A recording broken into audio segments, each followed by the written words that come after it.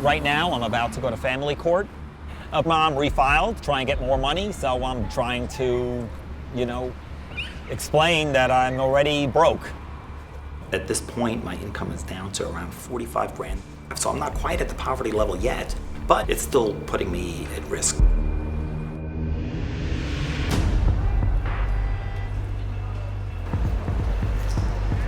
I just got out of court. Could have gone worse. The judge kept it at $250 biweekly because I was able to show that my income, in fact, did not go any higher. But they did order that I have to pay 50% of daycare, which would include childcare and summer camp. I think that I might go see a lawyer and see what advice they have to offer.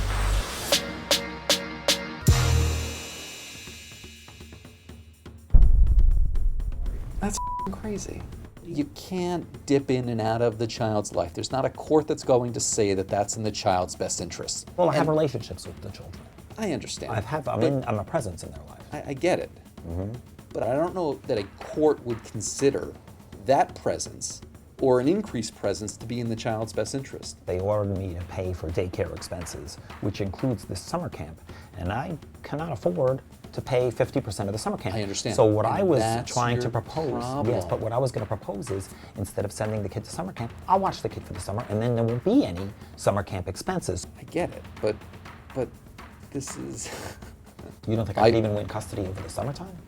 No. I think that you have a couple of options. The first is to stop having kids, to stop donating your sperm. Okay, if you're not going to just stop, then you need to start taking steps to protect yourself. Robert never really experienced a case like mine, and it's really chartering new territory. There's something called a known donor agreement. And in the agreement, it would detail your whole understanding. But they're saying we don't care what agreement you had prior to conception. Ultimately, they do what's in the best interest of the child. They do, but it sounds like you haven't had any agreement. What you're doing, there's no guarantee. Mm-hmm. But it doesn't mean that you can't take some steps to protect yourself. He gave me an agreement to take with me that he recommended I have the mom sign. But I think the fact is, no matter what, I'm assuming some risk. And I think the payoff is such a beautiful thing, helping so many beautiful families grow. It is certainly a risk I'm willing to take. I have another couple that I'm meeting tonight for the first time, although I think she's coming solo. You want to see a picture? What does she do? Well, I don't know. I know nothing about her. I don't even know her name. So you're going to talk to her before, or you're just going to hand her a vial? No, we'll sit and schmooze it up. How much are you paying now in child support? Well, that's some number. But it's becoming It's more than half my salary. It's more than half your salary. And yet you're still leaving yourself open to these situations. What questions would I ask her? She has a job. What would I want to know? Should I run her credit? Because if I ran the mom's credit, I'd have no kids. What does she do? What does she do?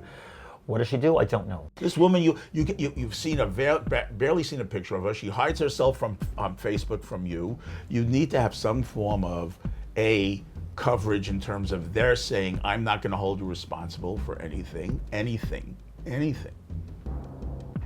And B, you need to have a little bit more investigation as to what kind of a person you're giving a baby to.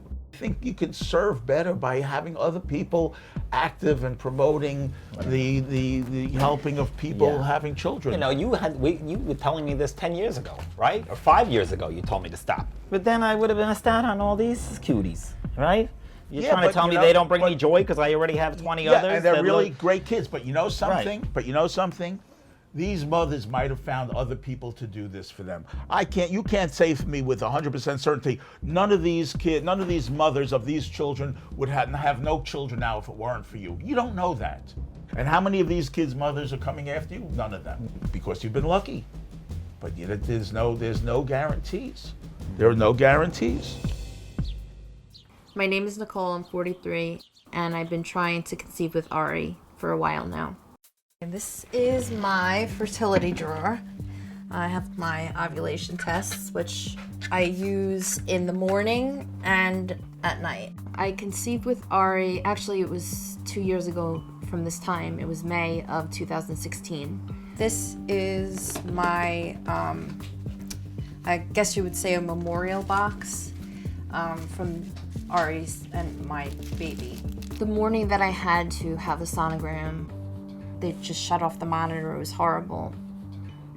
She said, I'm sorry. At first we saw a heartbeat. Now the heartbeat is no longer. I don't even know if Ari knows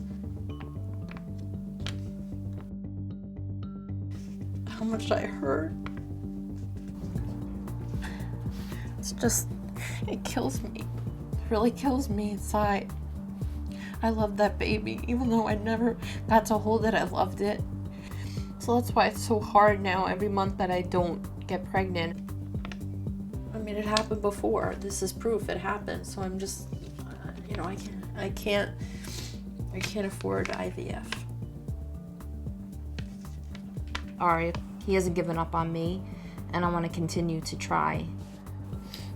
I mean, right now I could be pregnant, knock on wood, hopefully. I just pray every month. That's all I could do. Today is my child's birthday. 2 of the moms are ovulating. So I'm gonna produce my sample and then the 2 moms are gonna share it. This is so disgusting. As I'm inserting this syringe, a woman knocks on the door. She's gonna be a while. What should we do?